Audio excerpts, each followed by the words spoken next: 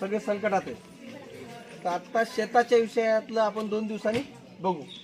आज आणि उद्या प्रायोरिटी कशाला आहे तर घरं, माणसं, पशुधन यांना आहे. आपल्या मंडळातलं गंगाखेड तालुक्यातलं पंचनामे झाल्यातून आपण एक निवेदन 2-3 दिवसापूर्वी दिलंय. कदाचित आज उद्या ह्या पुराच्या परिस्थितीतून आपलं प्रशासन बाजूला निघाले आदेश काढील. नाही काढला तर आपण सर्वजण मिळून त्याचा पाठपुरावा करणार आहोत आणि गरज पडली तर 2-3 हजार लोकांचा मोर्चाही करू.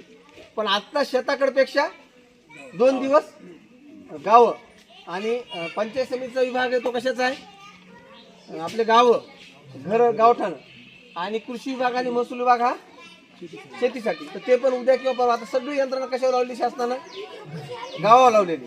म्हणजे शेतात काय झालंय बघायला आता कोणता अधिकारी आज येऊ शकत नाही.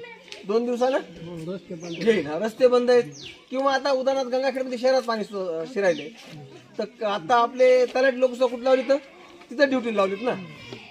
अशा परिस्थितीत शासन 100% बरोबर आहे. आपण सगळे शासन मिळून काही नुकसान होणार नाही याची काळजी घेऊ.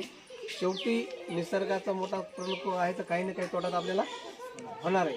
शासनानं किती दिलं काही केलं देवाण दिलं इतकं मिळत नसतं. गुडघ्याला काढी लागणार म्हणून मदत असते. पण आपण एकमेकाला सहकार्य करू.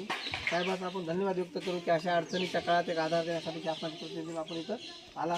आपल्याला त्रास झाला, 2-2.5 किलोमीटर चालावं लागलं त्याबद्दल काय दिलगिरी पण धन्यवाद.